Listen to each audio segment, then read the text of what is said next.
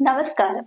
ഞാൻ ഇന്ന് നിങ്ങളോട് സംസാരിക്കാൻ പോകുന്നത് ഇന്നലെ ഷാർജയില് ഒരു പെൺകുട്ടി ആത്മഹത്യ ചെയ്തു, അല്ല, കൊല്ലപ്പെട്ടു എന്ന് പറയാനാണ് എനിക്ക് ഇഷ്ടം.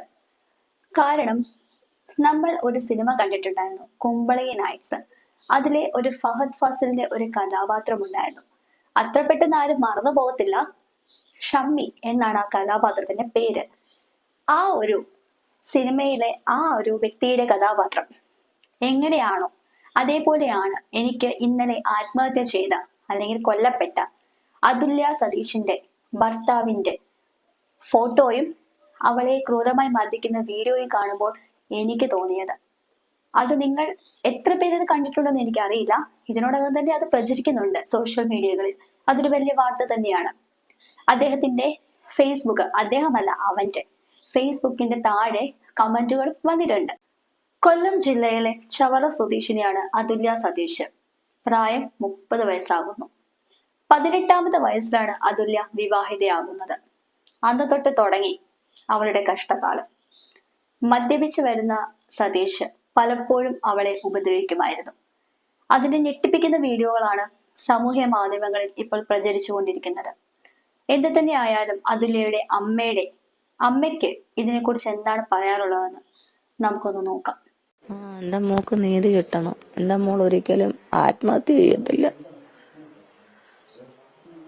അവൾ ഒരിക്കലും സ്വയം ചെയ്യത്തില്ലെന്ന് എന്നോട് പലവട്ടവും പറഞ്ഞിട്ടുണ്ട്.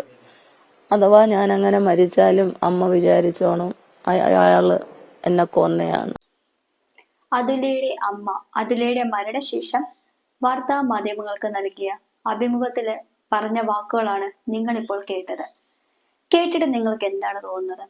അവിടുത്തെ നാട്ടുകാർക്കും അതുല്യയുടെ വീട്ടുകാർക്കും എന്തിന് ബന്ധുക്കാർക്ക് പോലും അറിയാമായിരുന്നു അതുല്യനെ അയാൾ നിരന്തരം ഉപദ്രവിക്കുമായിരുന്നു എന്ന്.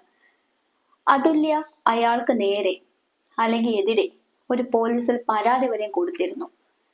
എന്നിട്ട് പോലീസ് സ്റ്റേഷനിൽ കരഞ്ഞ് കാല് പിടിച്ച് ഇനി അങ്ങനെ ആവർത്തിക്കുകയില്ല എന്ന് പറഞ്ഞതിന് ശേഷമാണ് അതുല്യ അയാളുടെ ഒപ്പം പിന്നെയും പോയത്. ആ കേസിൽ നിന്നും അയാള് ഊരിപ്പോയതും.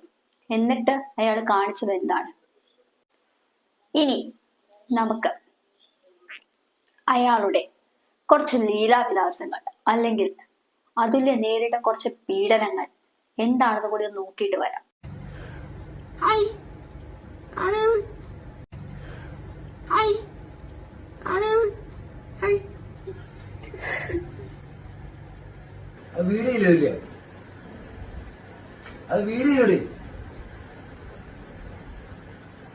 വീഡിയോ എന്തുവാടി വേണ്ടാത്തൊരു ജന്മം കൊണ്ടുകൂടാ.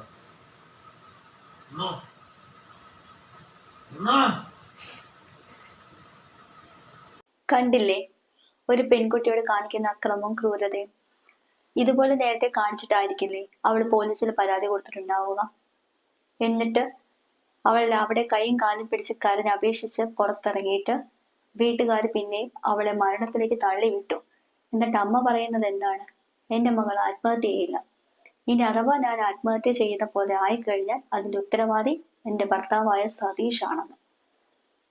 ഇത്രയൊക്കെ ഒരു മകൾ പറഞ്ഞിട്ടും ഒരു വലിയൊരു സിഗ്നൽ അവൾ കൊടുത്തിട്ടും പിന്നെയും അവളെ അങ്ങോട്ടേക്ക് തന്നെ വിട്ട് നിങ്ങളെ എന്താണ് പറയേണ്ടത്? എന്ത് തന്നെ ആയാലും ഞാൻ ഒരിക്കലും സതീഷിനെ മാത്രം കുറ്റം പറയുകയില്ല. കാരണം അവളെ അവളുടെ മരണത്തിലേക്ക് വിട്ടയച്ചത് അവളുടെ വീട്ടുകാരും കൂടിയാണ്. ഇതിന്റെ ഇടയ്ക്ക് അവൾ ഗർഭിണിയായിരുന്നു. അത് നാട്ടിൽ വന്നപ്പോൾ കഴിഞ്ഞ നവംബറിൽ അവൾ അത് അബോർഷൻ ചെയ്തു കളഞ്ഞു. അപ്പോൾ അവൾക്ക് നമുക്ക് ചിന്തിച്ചുകൂടെ, അദ്ദേഹത്തിന്റെ ഒരു കുഞ്ഞിനെ പോലും അവൾക്ക് ചുമക്കാൻ കഴിയില്ല. കാരണം അത്തും വലിയൊരു സൈക്കോ ആയിട്ടുള്ള ഒരാളുടെ കൂടെ ജീവിക്കുക എന്ന് പറയുന്നത് വലിയൊരു ടാസ്ക്കാണ്.